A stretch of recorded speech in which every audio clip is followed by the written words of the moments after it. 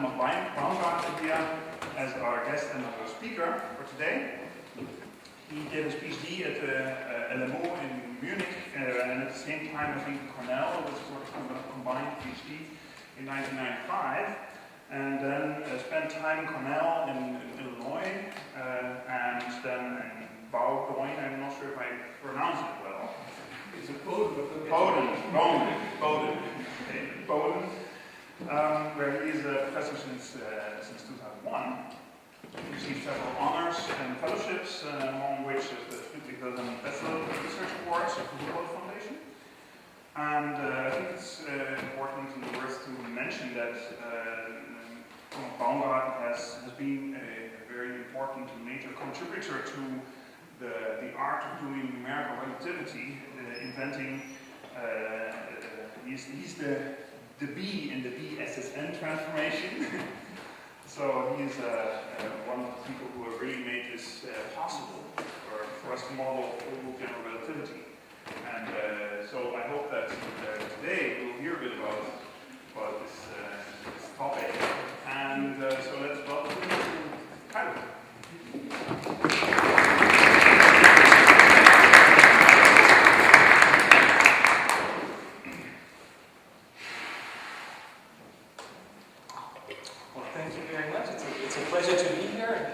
Please let me know if you cannot hear me. Right, so yes, I'll be telling you about simulating black holes on the computer, but maybe the foremost question you might be, what the heck is Bowden College? So so Bowden College is a small arts college, so it's basically a small university devoted to basically allgemeine humanistische Gesamtausbildung, that kind of thing. It's a small university with, no, that's not what I meant, with about 1,800 just undergraduate students, but we also have about 200 professors. So there's a large professor-to-student ratio. It's located in Brunswick on the coast of Maine, and for the geographically challenged, I included this map here. Okay, so Maine is in the northeast of the US. It's a very beautiful place. The whole college is small, I told you, so is the physics department. We have 6 faculty members, but we major about 60 students a year. Several of them do research projects with us. Actually, I'll give you an example of projects I did with the students.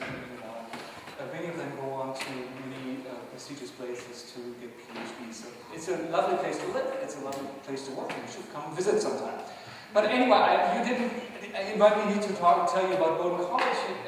Instead, we'll talk about gravity. And of course, we cannot really talk about gravity without mentioning that it's the 100th birthday of general relativity. So here's this paper that Einstein wrote 100 years ago. That's what he completed the theory of general relativity, which basically describes gravity in terms of curvature of space-time. Or basically, in these beautiful words of John Wheeler, matter tells space-time how to curve, and curved space-time tells matter how to move.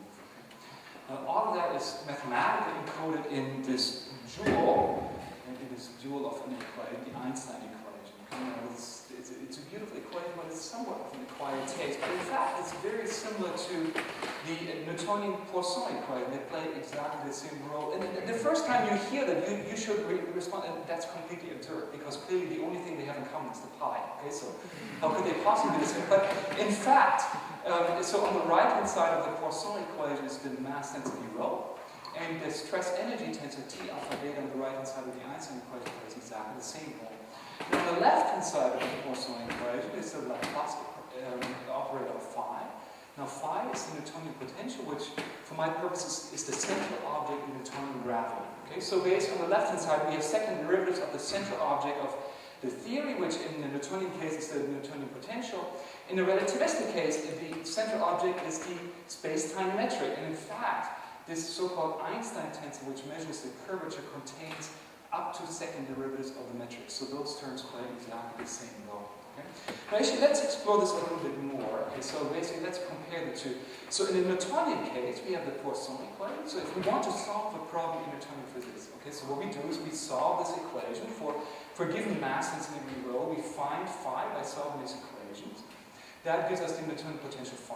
Then we take derivatives of the gradient of phi. That gives us forces. And those forces then tell us about how matter moves, i.e. that tells us about trajectories of particles. We do the exact same thing in Einstein's theory. We solve Einstein's equations. Think of this as the differential operator for the space-time metric g alpha beta. We then take derivatives of these of the metric g alpha beta. That gives us the so-called Christoffel symbols. Sometimes my students refer to them as Christ-awful symbols. I have no idea why. Okay, but anyway, and those actually enter into geodesics. Okay, so those again tell us about trajectories. They tell us about how particles fall in Einstein's theory. Now, what is this metric good for? Well, actually, let's step back a step. What are coordinates good for? And actually, from Newtonian physics, we're kind of misled in thinking that coordinates have an intrinsic physical meaning, because often we put down a coordinate system, think, for example, maybe an x is 1 meter, 2 meters, 3 meters, something like that. But really, coordinates can be a lot more general than that. So, for example, street numbers. A perfectly fine coordinate system along a street. Okay, so your house has a certain street number, and I bet Camila has a street number 2, and I bet the difference between those two is 2, and yet that difference in street number 2 clearly has nothing to do with the physical difference between you and the neighbor, right? So now how do you translate a coordinate distance into a physical distance? Well, that's what you need the metric for. So the metric allows us to translate coordinate distances into physical space-time, physical proper distances, and those distances then allow us to measure the curvature. Okay, so anyway, that's how that works, right? Okay, actually, let's explore this even a little bit more. Imagine we started with the Poisson equation, okay, which is so lovely. And let's imagine, well, let's forget about all this. How could we build a relativistic theory of gravity, just starting with the Poisson equation? So it's basically applying minimal requirements, right? So again, the Laplace operator are these second derivatives of phi's and Cartesian coordinates, so this is what it looks like. Now, what is the minimum requirement for a relativistic theory? Well, at the very least, it should be Lorentz invariant. And that's, hopefully we remember that from special relativity, it should be Lorentz invariant. And really, the only thing that we should remember, at least, okay, for our purposes here, there's a certain symmetry between space and time. That was this lovely thing that once we all knew, right? So, now how can we, clearly, the Poisson equation does not satisfy the requirement because they're only space derivatives but no time derivatives. So this symmetry is clearly broken. How can we restore the symmetry? Well, we can add second time derivatives. So this might be a candidate for a relativistic theory of gravity. Okay? And guess what we get? We get a wave equation. We get an inhomogeneous wave equation, like a Klein-Borden type of equation, right? Here's the wave operator, here's some source. And now we can stare at this and look at what kind of solutions do we expect. Well, there might be one class of solutions for which this first time derivative, and sometimes I leave with a partial derivative just with this partial t, okay? So let's consider solutions for which this first term is very small, then only the other two are left over, and we recovered with Poisson type of solutions. So examples are black holes, okay? So black holes in this sense are similar to the Poisson. Sometimes they're called only two kind of solutions, okay? Another class of solutions are those for which we can neglect the right-hand side. So these two terms dominate. In that case, we get wave-like solutions. That's how gravitational waves automatically appear in a relativistic theory of gravity. Okay? Now, those actually are the two types of solutions that I'll go over in a little bit more detail, but you realize there's one type of solution that we're neglecting here, right? For the first term, I neglected this term. For the second type, I neglected that one. What happens if I neglect this one? That's this third type we get. In that case, we get cosmological solutions, okay? Because now we neglect all space derivatives. And actually, I find it really amusing to see, but just this very simple argument, you end up with exactly the three types of solutions: black holes, gravitation, radiation, cosmology, which you usually cover in a course on general relativity. So there they are, okay? Anyway, so let's talk about gravitation, radiation, and black holes. Gravitation radiation would emerge very naturally. So basically, if there's a wave equation, it's going to be a wave, right? So basically, Einstein's equations are wave-like equations, so there they are. We think of them as wiggles in space-time. We know that they exist because we have indirect evidence from pulsar timing. So, for example, for the Hertz-Taylor binary, there's this beautiful measurement of the decay of the orbit. Okay, so that is, we have established that indirectly. Of course, we would also like to detect gravitation radiation directly. That's why people are building these gravitation wave detectors, but it's also pulsar timing. So actually, within the next few years, we really hope to observe them directly for the very first time. How about black holes? Well, mathematically, black holes are solutions to Einstein's equations. They're vacuum solutions, but they feature a singularity at the center, as in this kind of high-tech space-time pattern, right? So there's a singularity, but the singularity is inside an event horizon. That's this green thing, property of the event horizon is that things can fall only in, but they cannot come back out. They're like a one-way membrane. Okay? And you can picture that by thinking of these light cones, which in special relativity are always upright, but if you get closer to a strong gravitational field, they end up tipping over, and that's why things can only fall in. Astrophysically, we know of at least two different classes of black holes. We distinguish supermassive black holes, which reside in central galaxies, and stellar mass black holes, of which there are plenty now only in the sun. Now, isolated black holes are surprisingly simple. They're described actually by an analytical solution. And in fact, they're completely described by only two parameters, namely by the mass and the spin. And I'm surprised nobody's protesting because, of course, I'm neglecting the charge, but astrophysically, it's probably irrelevant. Okay? So that's why I'm not even talking about it. Okay? In fact, if you don't have anything better to do tonight, you could ponder these beautiful words. This is the only instance we have of the exact solution of the macroscopic object. Food for thought. That's actually remarkable, right? So anyway, so that's a black hole. Isolated black holes are simple. Binary black holes are not. Okay, so now we have the symmetry is broken. There's no analytical solution describing a binary black hole. Basically, we have two black holes orbiting each other. We have time-changing quadrupole moment that leads to emission of gravitational radiation. This gravitational radiation extracts energy and momentum from the system. Therefore, the binary orbit becomes small when these black holes spiral in. The gravitational radiation increases in time, and finally the black holes merge. Okay? Now, it turns out that these objects are among the most promising objects or sources for the gravitational wave detectors. Okay? And the part of the signal that we have best hoped to detect is exactly the signal from this merger. Now, when the two black holes are far apart, we can model them or approximate them with post-determined methods.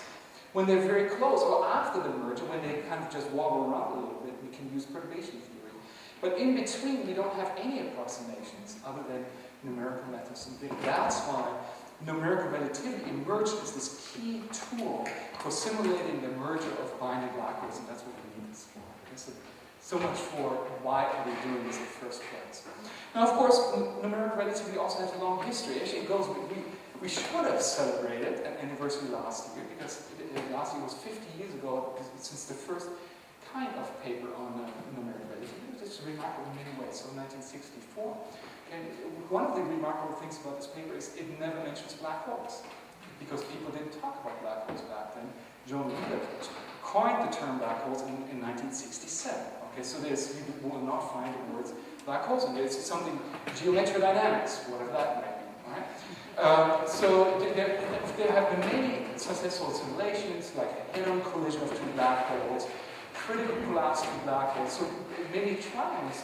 But all of these simulations assume a certain symmetry, and for modeling the binary inbound, that symmetry had to be abandoned, and many of the tricks that work in symmetric spacetimes no longer work, and therefore the binary black hole problem remained unsolved until 10 years ago. Okay? So for us, the question then is, well, why the heck was it up? Okay? What went into this?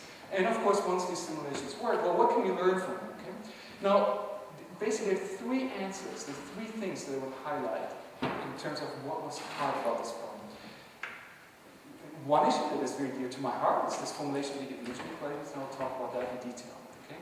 The other key thing is that, well, we had to choose certain coordinates. Okay? There's this coordinate freedom that I already mentioned. Also, guess what? Black holes have singularities. Usually, computers don't like singularities very much. It's something that needs to be done about. Okay? So, but before we get into this, let's talk about numerical relativity. What is numerical relativity? Well, guess what? It's solving Einstein's equations on the computer. Okay? Great, now we're a lot smarter about that. Okay? So what we do usually before we get started, well, this is ugly. Okay? The beautiful thing in relativity is that space and time are joined in this new unit, this entity of space-time. The first thing we're doing is we're chopping it back up. Okay? So we're chopping it back, whoops, that's not what I meant. We're chopping it back up into basic spatial slices, so it's a foliation of spatial slices. This is called a 3+1 decomposition. Okay? Mathematicians would call this, we're casting it as a Cauchy problem, i.e. we want to impose initial data, and then figure out, at some instant of time, and then we want to figure out how these initial data evolve forward and so on. Right? So that's the 3+1 decomposition. How can we do that? Well, here's kind of a picture of it. Here's the metric. Okay, so here's our line element dx squared. Here's the metric g alpha beta dx alpha dx beta, and we can write this out in this form. Now I'm motivated, and this second. Again, what is the metric for? It helps us compute the proper distance between 2 points. Let's compute the proper distance between this point A on this one slice and point B on this later slice at a later coordinate time t plus dt. Now this distance I can compute as basically using Pythagoras, right? I can write this distance squared is the same as this distance squared plus that distance squared, given that there's a right angle here and y is a right angle here, because this is a normal vector, which I forgot to mention in the last slide. Okay, so this is a foliation with a normal vector. And then this alpha measures the proper distance along a normal vector, i.e. that tells us about how time advances, the proper time advance from one slice to the next. And then we have to compute the spatial distance that's computed by this so-called spatial metric gamma ij. One more thing we have to take into account, and that is that the coordinate labels may move around. So basically, maybe this point A has a certain coordinate label xi. This xi may move over here with respect to the normal, and that's what it may shift over there, and that's what we call this shift vector beta I. So basically this alpha and this beta encode our coordinate freedom. Alpha is related to the time coordinate, beta is related to the spatial coordinates. Einstein did not tell us what the lapse and shift are, right? Basically those are coordinates that freely, we can choose them. We have to choose wisely. Okay? We have to make wise choices for what they are, okay? But basically they're not determined by Einstein's equations. Now, that was the 3 plus 1 decomposition of the metric, but of course we now also have to decompose the field equations. Okay? We won't do that in detail, but we'll make the following observation. Here are Einstein's equations. They're tensors, both sides are tensors. They're symmetric tensors. Now a symmetric rank 2 tensor in 4 dimensions has 10 independent components. So does the space-time metric. So the leaving method, great, we have 10 equations for 10 atoms, we're done. Alright? Until you realize, but wait, 4 of those components of the metric, the lapse and the shift, I can choose freely, right? Those encode the coordinate field. That means that if all those equations are independent, the metric will be overdetermined. Okay? So that implies that actually these equations cannot be independent. Instead, there has to be redundancy, and that's exactly the case. Basically, we can split Einstein's equation into 2 different sets. There's a set of constraint equations, okay, and a set of evolution equations. Now, you know this already because it's exactly the same thing as in Maxwell's equations. In Maxwell's equations, we have the so-called diff equations, which tell us about the fields in one instant of time. And we have the curl equations, which tell us how the fields evolve forward in time. So it's the exact same thing. So, given this analogy, maybe we could, I won't write down these equations right now, but we get these so-called ABM equations, which basically is the 3 plus 1 decomposition of Einstein's equations. Given the similarity with E and N, we think we understand what's going on, we may code it up, and we can now run this program, and it crashes terribly. It's horrible. Okay? And of course, you look for bugs, but you cannot find bugs. So after a while, you start thinking about other possibilities. What could be going on? And it turns out this formulation doesn't work very well. Okay? But to motivate that, let's actually go back. Let's talk about this wave equation again, right? We saw this again. So this is our model for relativistic gravitational theory, right? So let me rewrite this. Let me introduce the first derivative of psi, or variable psi. Let me call it minus kappa, and then basically, so this is just a definition, and then this equation is equivalent to this other equation. So I write as a pair of first order equations. Okay? And you notice my fancy color coding, right? There's time derivative of green variable is red variable, and the time derivative of red variable is second space derivatives of the green variable. Now we could integrate this numerically, and it would work beautifully. Right? Now, I noticed in the past when I say about let's integrate this numerically, that people have no idea what I mean by that. So let's talk about computational physics. So here's computational physics 101 final difference. What do I mean by integrating numerically? So here's our set of equations. That's what we want to integrate. One way of doing that is let's use final difference. So I'll introduce a grid. So I have grid points xi, which are labeled by this I is an integer. And so, for example, along this variable is xi minus 1, xi, and so forth. And likewise, I'll call the variables at these grid points phi I minus 1, phi I, and so forth. Okay? Now, how can I compute the first derivative? Well, at a midpoint, for example, I can approximate the derivative by taking the difference between these 2 points and dividing by the distance. That gives me that. Okay, so that would be the first derivative at a midpoint. Now, how can I compute the second derivative, which is what we need here? Well, the second derivative is the first derivative between that first derivative and that one. You compute that and you end up with this very simple expression. So this is an approximation to this second derivative of this phi, and if we can find a difference in, we can insert that into this original equation, and now you notice that this is now a set of coupled ODEs for these coefficients phi I. And now, basically, maybe we use a standard method for solving ODEs, maybe run a cutter method or something over the method of lines. Maybe instead we introduce another rate for the time variable and to find a difference in the time variable also. But you can see how we can solve this now numerically, and basically point by point we can work out what the new variables are. That's how this works in principle. Okay? So doing that, we could integrate this equation. It would work beautifully. And maybe we walk over to our mathematician's friends and tell them about it. On the side notes, tell you, well, what were you thinking? What could possibly go wrong? And this is a so-called symmetric. This equation is symmetric hyperbolic, so it's well opposed, and that means that all solutions are well behaved. And then we wondered why are we talking to mathematicians in the first place. But anyway, so that's what they would tell us. All right. And now, encouraged by this, we could say, okay, let's try gravity again. Now, this is a scalar equation. Gravity is a tensor equation, a range 2 equation. Actually, let's take a half step. Let's do a range 1 equation, i.e. vector problem. Okay. And that's, of course, electrodynamics. So let's talk about electrodynamics. Here's ENM1. Oops, ENM1. Okay. Here are Maxwell's equations that we just saw. And you remember we can express in terms of vector potential, so that we write B as the curl of the vector potential A. And I have to worry about this term, the curl of A. That gives me these two terms, and then basically B I also rewrite as the curl of A.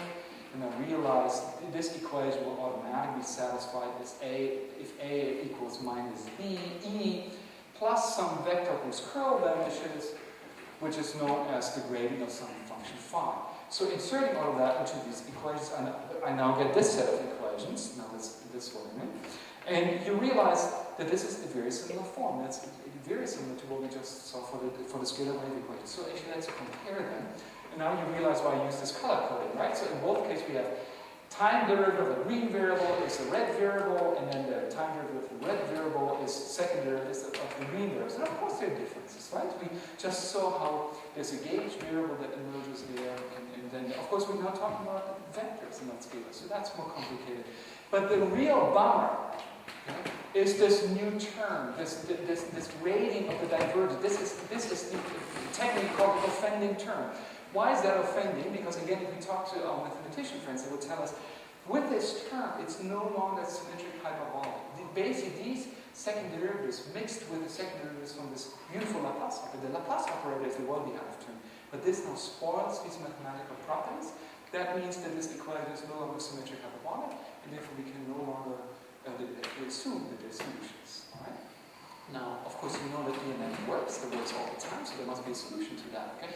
Oh, I should also tell you, of course, you could tell me, well, there's an easy way to fix it, because we could use the gauge freedom. We could choose this phi in such a way that the divergence of A is always 0.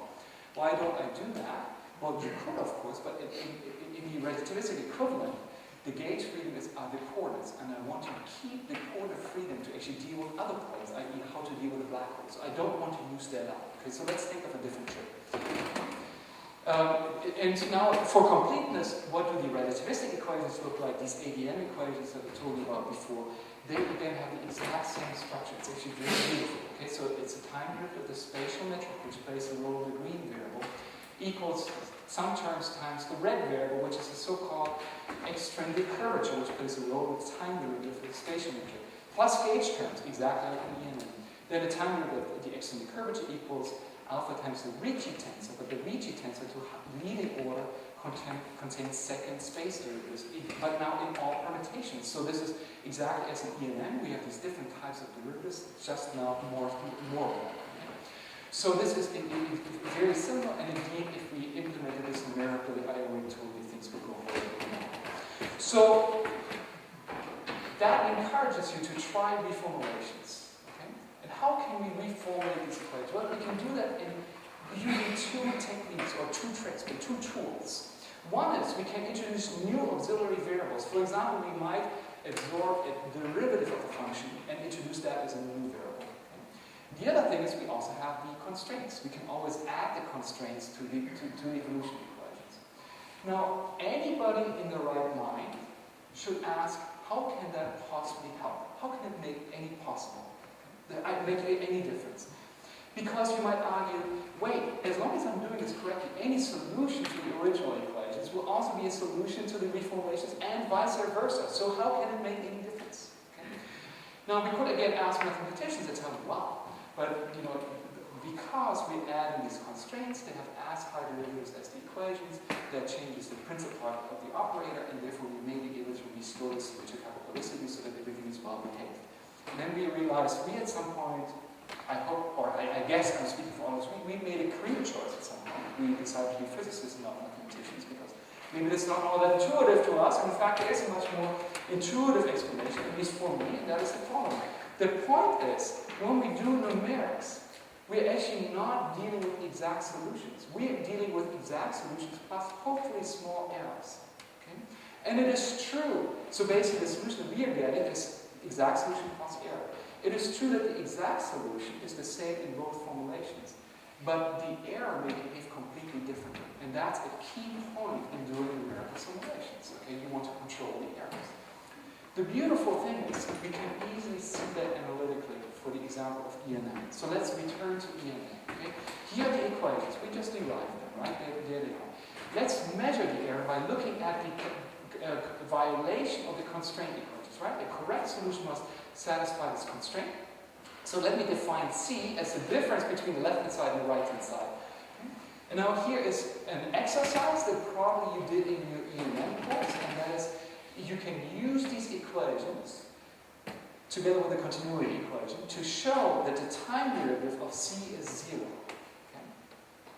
If you haven't done that, it's about time we should do it tonight. That was always presented to you as good news, because what it means is if the constraints are satisfied at t equals 0, then you can use the evolution equations and the solution will be self-consistent, i.e.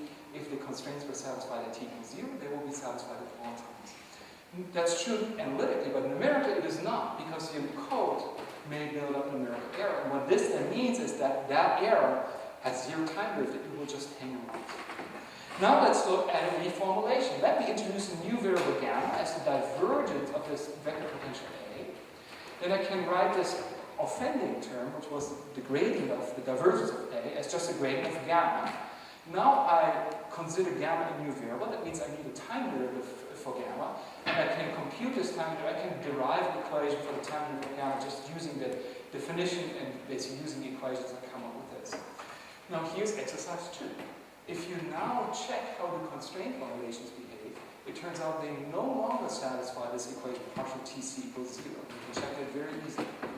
Instead, you can show that now these constraint violations satisfy, in fact, the wave equation, which has completely different properties. If we're producing an error at some point, then these errors will propagate away, and with suitable boundary conditions, they will just leave the grid and leaving no error behind. Here's actually a numerical example. This is, in fact, a project that I do with undergraduate students in Bowdoin. Basically, this shows you the errors in the original Maxwell formulation and this in the reformulation at the initial time where they're identical, and the intermediate times where you see some wild things going on in this reformulation, but then at late times you see that in the original formulation the error just hangs around, it doesn't change at all, whereas in this case it actually exponentially goes to 0. Okay, so what this demonstrates to you is that reformulation of the equations have a huge impact on the equations, and in GR, it means that some formulations are stable, whereas others are not. Okay? Now, there are by now several different reformulations of GR, which do that for me. The one that I'm most, that's dearest to my heart is the BSSN formulation, perhaps not surprising, but there are several other ones which do great things too. So, all of these, though, share the key ingredient that I just showed you, and that is introducing a new variable that often is even called gamma, okay, that absorbs first derivatives or divergences of the metric. So it's all the same thing. In fact, that trait goes back to the early 20s when De Donga and Lanchos introduced it for some formulations. Anyway, how about the coordinates? Because I also told you we have to choose coordinates. In Newtonian physics, again, we have this luxury that coordinates have some intrinsic meaning because we can always measure the proper distance between coordinate points. Okay? But in GR, that's not the case because basically the proper distance we can only compute the probabilities as long as we have the metric, but the metric, of course, is exactly what we're trying to compute. So a priori, we have no idea what the physical interpretation of the coordinates is. Okay? We could choose something very simple.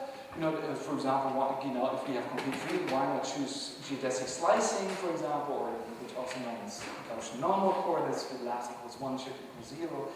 It's a terrible choice. Okay, it goes wrong in almost no time. But then the question is, what is the better choice? And in fact, there's a choice that I think is particularly appealing, but that also has simultaneously to do with how to treat the singularities. And there are two different ways. One is to use so-called black hole excision, arguing that, well, by definition, no information from inside the black hole can propagate to the outside. So why bother simulating the inside at all? Why not just throwing it away? Okay, and that's what some people do. This is the example from the Caltech-Cornell group. Here's this brown thing is the black hole, and you see that the grid only extends a little bit into the black hole, but then the interior is not a grid at all. There are no grid points because they cannot affect this. This is black hole excision. There's another method that uses the so-called the moving puncture method. And I'll just write these down, don't worry about what this means, but the point is there's a particular choice for the last and the shift. And what these coordinate conditions do is that they render the black holes into a particular slicing so that the spatial geometry becomes a very special geometry. It's called so-called trumpet geometry because in an embedding diagram, it looks like a trumpet. What these geometries do is they stay away from the space-time singularities, the curvature singularities. They never touch them, so you never get anywhere close to them.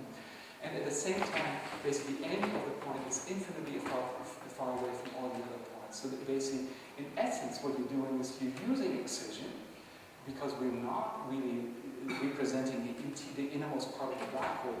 But we're doing that without even having to do the excision by hand. It's the coordinates do it for us. So this is a very elegant way of dealing with this. Okay, but these are all possibilities.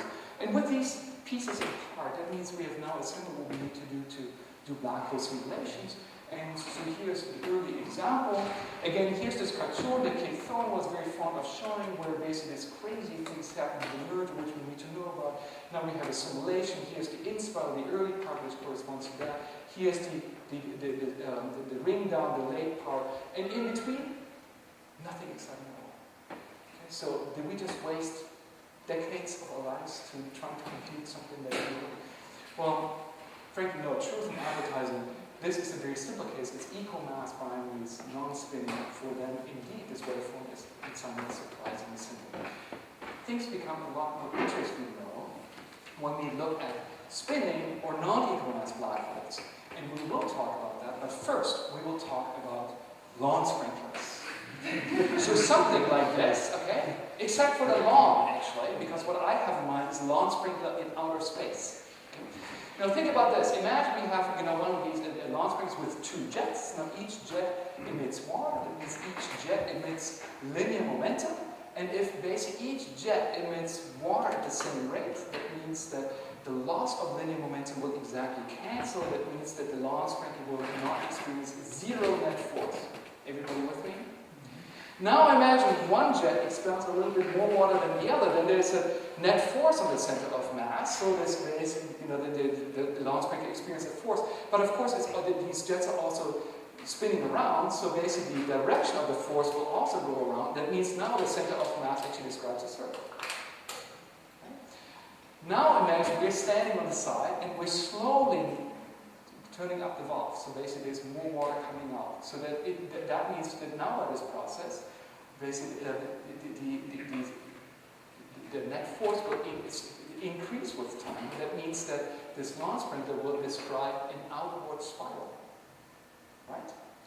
Because we're emitting a net force. There's a net force, but the net force is an increasing function of time. Therefore, the center of mass will describe an outward spiral. Now imagine we very suddenly turn off the water, then there's no more net force, and that means now this lawn sprinkler will just coast in some random direction. Now, why am I telling you about lawn sprinklers? Well, guess what? Because exactly the same thing happens with black holes. Black holes are accelerated in the boundary constantly. As accelerating objects emit radiation, just like an EM. They lose linear momentum, but in a symmetric boundary, each black hole loses momentum in the exact opposite direction. if you break that symmetry, one of them will emit linear momentum at a rate greater than the other. There's a net force. As the black hole inspires and the rate of emission increases, basically that net force will increase. The black hole, the center of mass will describe outward spiral. And once the two black holes merge and this process ends, the black hole will just coast in a random direction. That's what we refer to as the black hole recoil. Now that was anticipated. There were even post-Newtonian calculations. I don't have time to go into details, so it doesn't matter. But of course, in post-Newtonian calculations, you cannot do the calculation completely because you don't know whether the inspire really ends. So this was exactly what now we have a tool. This was a perfect nail, right, for these new codes. So you can do this for unequal masses. This was immediately figured out, and basically it turns out this was exactly in agreement with the post-Newtonian theory. The maximum kick velocity is something like order 200 kilometers per second, not particularly exciting. Okay? Things became a lot more exciting when people also considered spin. And it turns out for spinning black holes, for very special configurations, the kick speeds can exceed several thousand kilometers per second. Okay? And that is huge. Now, why is that huge? Or what do we compare that with to figure out whether that's huge? Well, it's huge because the escape velocities from the largest galaxies are in the order of a couple thousand kilometers per second. So, in principle, the baryon merger could lead to the central black hole being expelled from these galaxies, which makes you wonder why do we observe black holes in the center of galaxies, though? So, apparently, clearly from that we know that maybe these very high recoil speeds don't happen very often. Okay? But clearly there's a question as to what is the role of these recoil speeds in the hierarchical formation. Right? Now, how often does this happen? Well, that depends on the average recoil speed, which depends on the mass ratio of the bodies, the spin, both the magnitude and particularly the orientation. The orientation presumably depends on how much gas there is in the environment, so that how much these black holes can interact. That depends on how much the spins are aligned or not. Okay? But then that raises the question, well, how exactly do spins align? And that, again, leads to numerical simulation. Just to basically wrap up in a few minutes, what's the next stage in doing simulations? Well, now we need to do simulations with things other than vacuum. What I've told you about are only simulations with vacuum. This is an example where, clearly, to see how the black holes interact with accretion disks, for example, now you need to include forms of matter into these simulations. As, for example, in this example, okay, where you see two black holes with a certain binary disk. Okay?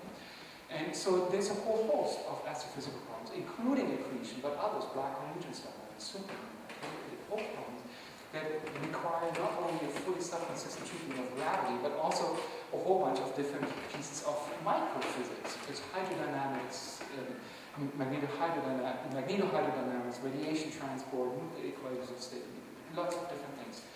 One approach that many people in my field have chosen is to basically take the working numerical relativity code and now insert the microphysics into that code. Okay? So that's one way of doing that. But you could also observe there are already many codes that the astrophysics community has developed, which has state-of-the-art treatment of all these microphysical processes. So why not basically instead insert the self-consistent treatment of gravity into those existing codes? Okay, so that's the alternative.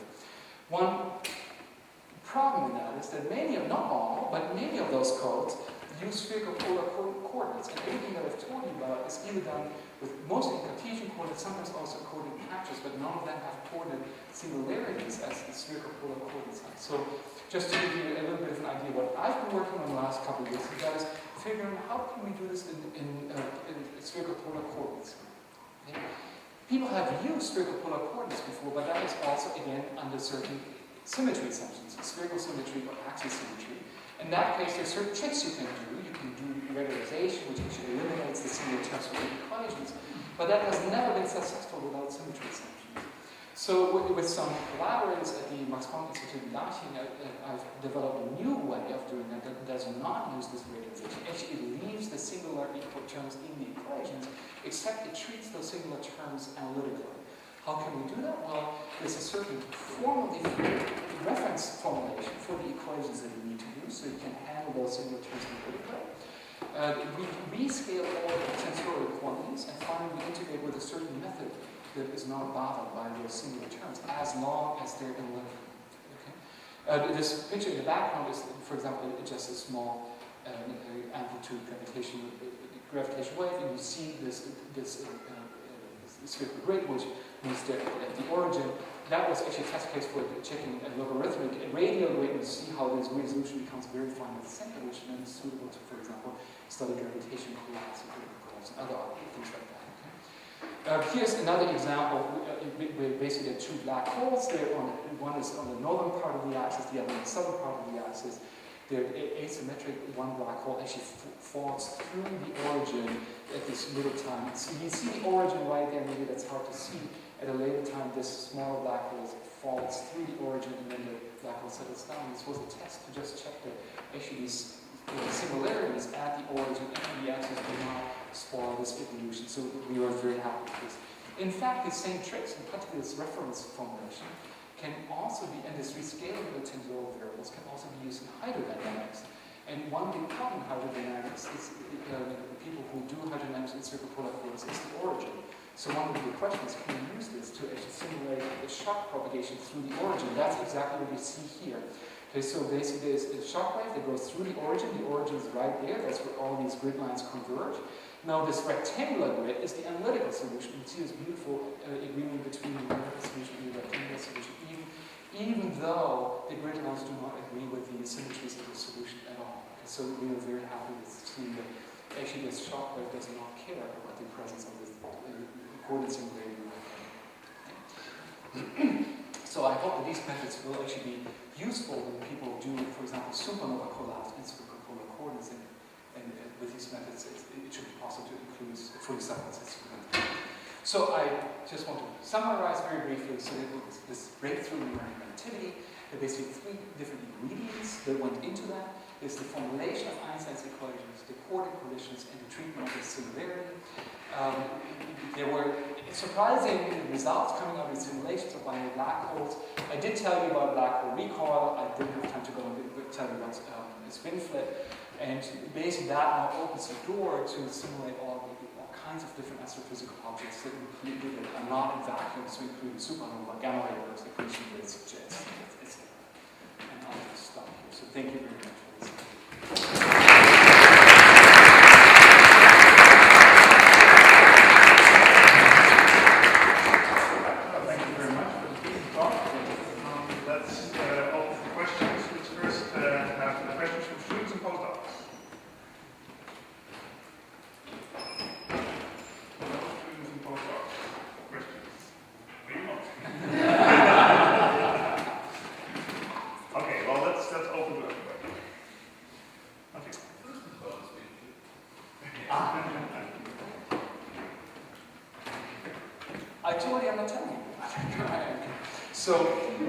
So you know, for example, these so-called X-shaped radio jets. Okay, so they're pictures of radio jets. Now, how do we believe jets form? Well, there's some emission, pointed emission along the spin axis of a black hole. Okay, there's some, and you see the beautiful image of these jets where the jets just straight out leave from some central object. But there's some very funny-looking images where you see basically in the inner part, maybe there's emission in this direction, but then there seems to be an outer part where maybe the emission is in this direction. You can explain that by the spin having flipped at some point in the past. Okay? Now, what could cause such a spin flip? Well, it's actually if the black hole that emits the jet is in the binary. Okay? So imagine prior to merger, this black hole sits in the binary. It has a certain spin axis, and it now emits the jet along the spin. Now it merges with a companion. Now, what will be the angular momentum of the remnants of this coalescence? Well, that will be the sum of the spin of this black hole, plus the spin of this black hole, which might be in a completely different direction, plus the orbital angular momentum. Okay? Now, that sum could point in a completely different direction. And in fact, it's exactly observed in these binary black hole simulations. If you start with underlying angular momentum, basically they merge, and the remnant will have an angular momentum that points possibly in a completely different direction. So that is a possible explanation of these so-called X-shaped radio jets. Thanks for asking. They're beautiful images, but I don't have them with me, otherwise I'll show you. A similar part that you read in let's say, in illustrative terms, This recording comes from the asymmetry of the problem, but look at the system from afar, we still have conservation of angular momentum, of momentum. Right. So may I in illustrative terms say that the state momentum that emerged black hole has is due to the last surge of gravitational waves being Exactly. in the other direction. So you're right, the linear momentum is conserved, but part of the linear, or basically the linear momentum is carried away by the gravitational radiation. And if that's carried away in an asymmetric fashion, there will be more linear momentum going one direction or the other. That causes this. And the majority will be given this last surge. That's when most of it happens, exactly. But it's a cumulative effect, right? As we think about this long-term process. I was wondering what's the current status of simulation to try to matter around black holes in this solution? Yeah. Study what happens for accretion disks of the two black holes. Yeah, so I mean, people certainly do that already, right? I mean, this was an example. This is the Illinois group, these simulations, where you have actually this is in fact this accretion not one black hole but two, right? So basically these two black holes, and you have a circling binary disk. So several people do that. The folks at APA do simulations of that too. I'm sure I know that you know all of this, but there are various different instabilities that you can study. There's a runaway instability, PP instability. Another key question, of course, is what is the effect of the accretion disk onto the black hole? Okay? Now, of course, these are, I mean, by no means the first simulations of accretion disks. And of course, there's a long history. Charles Gannon, many other people have done Crow, Johns Hopkins, right? They've done simulations of black holes. Most of those simulations, though, assume fixed space-time entropy. So basically, you either have a Schwarzschild space-time or a Kerr black hole. You have a fixed background, and you simulate basically the disk in that black hole. That is appropriate as long as the disk mass is much smaller than the black hole mass. That's not appropriate anymore if the disk mass is of similar order as the black hole, because then basically the disk will affect the space-time around the black hole. In that case, you need to simulate both self-consistently, right? And then you can answer the question, what is the effect of the disk on the black hole? For example, in aligning the spin, right? I mean, imagine you have a disk, but a not aligned spin. Basically, then you want to basically, is the disk effective in, for example, aligning the spin with the spin of the disk. Does that roughly answer your question? I'm not sure if you. Yeah, basically, that's kind of the problem. I was just wondering, is it technically, and here's an example, it's nowadays, with this advance in simulate basically empty space problem, but nowadays you can also have the matter fields around it, and absolutely. various problems that are based on control. Yeah. So absolutely. Again, this is one example. There are other examples. Another example actually is merger of black hole neutron stars. Right? Basically, what exactly happens in that case depends on the mass ratio, essentially. If the black hole mass is too large, then the neutron star will just be swallowed intact, basically. Nothing very exciting, okay? But if the black hole mass is small enough, then it's possible that the neutron star will be tightly disrupted before it's swallowed. In that case, the neutron star will form an accretion disk around the black hole. People have done simulations of that, okay? And so then you get accretion disk around these black holes. And of course, it's also one of the theoretic models for gamma ray bursts. Yeah. Oh, I'm sorry. The numerical solutions usually, bring some kind of approximation to grid size. Does this kind of solution bring? I mean, what sort of limit does it put on it? Is there a sort of finite size or the grids you are using, space size? Is that bringing some sort of approximation in this numerical work? Okay, you know what? I couldn't really. When you plot something on the computer, there's a grid size that comes in, right? Yeah. So does that size bring some approximation in your results? Sure. So it could create. I mean, there's numerical error, right? So basically, the error depends on. You find a difference. It depends on the grid size. Basically, probably the most accurate simulations are currently done by the Cornell and Caltech group. which actually do not use finite difference. I just showed you that as one example. Another way of doing this are so-called spectrum methods, where you decompose the solutions in terms of some suitable set of basis functions. Okay, so those tend to be very complicated, very intricate codes, but they're very accurate. Now the key point though is you need to be able to calibrate the error, right? So what you do is you check that the code converges at the expected rate. So for finite difference methods, so for example, for the scheme that I showed you, this very simple scheme, it will be second order accurate, so you know that if you double the grid, the error should go down by a factor of 4. Okay?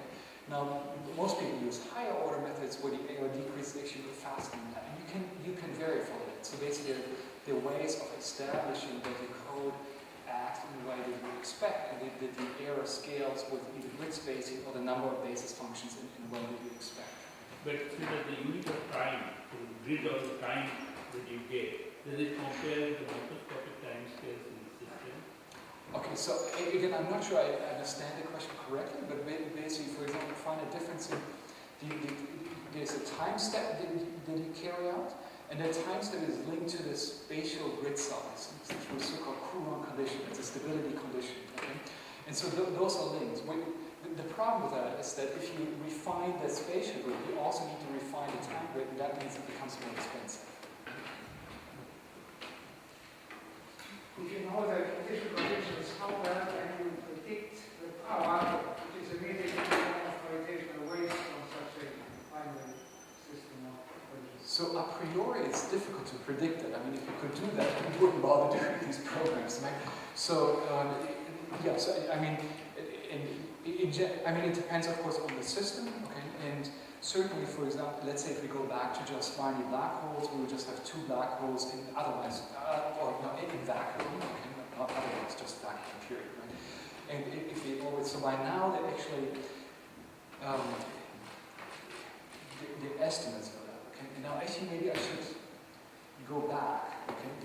One of the key motivations for these simulations, as I said before, was predicting gravitational waves so that those predictions can be used in basic detections of gravitational waves. Both in actually being able to find those waves, those signals, very small signals that are hidden in the noisy output of the data, but also to interpret any signal that's been identified. Okay? Now, one problem is that binary black holes are a large parameter space. These simulations are also very expensive, so basically we cannot afford to cover that parameter space very densely. That means that there are entire groups who basically make careers out of figuring out how do we use as few numerical simulations as possible to come up with an analytical fitting functions that tell us what the gravitational wave signal is going to look like in this entire parameter space. And it's often those models are based on post-Newtonian methods, for example, the effective one-body method. Okay? And so those methods are then often informed by numerical simulations. Okay? So in other words, having done many of these numerical simulations, we have a much better idea what to believe, but of course those are then based on the simulations we've already done. Again, I'm not sure whether that actually answered your question, but does it at least go in the right direction? I have a question myself. I'm fascinated by the spherical coordinates endeavor you're now working on. I mean, if you have a non-symmetric scheme like some Hawaiian binary, maybe some disk around it, then you could have the risk that the coordinate center, which you would like to have sort of between two objects, it might drift, right? Sure. But you have this whole machinery for, doing curved coordinates. Could you curve them back? Could you then use that gauge freedom to make sure that the center of the coordinate system stays where you want it to be? So in principle, I have not thought about that. So everything I'm saying is a certain confidence level of maybe 30%. So, but so I think you could do that. At the same time, as soon as you have a binary, I think you'll be much better at Cartesian coordinates. Okay? So basically, because really spherical coordinates are great if they take advantage of the symmetry of the problem. In that case, you don't really have a symmetry. If you have an accretion disk around a single black hole, however, then spherical polar codes are great because, in fact, then you have fluid flow that is almost along chordal lines, which is much nicer than in Cartesian codes where you're constantly adjusting it. Okay? So that, and in fact, we're working on that. Looking at that. Okay? Now, if basically everything is symmetric, then automatically the center black hole should stay at the origin. But of course, if there's instability, maybe an asymmetric instability, you could have basically matter flowing in from one direction, giving basically moving the black hole over. And in that case, you want to be sure that your code can actually handle the center of the symmetry not being at the origin of the coordinate system. And that's exactly why we did these tests that I showed you. I wanted to know, can I have a black hole that actually drifts through the origin? Okay, are there further questions? If not, then let's thank Thomas again and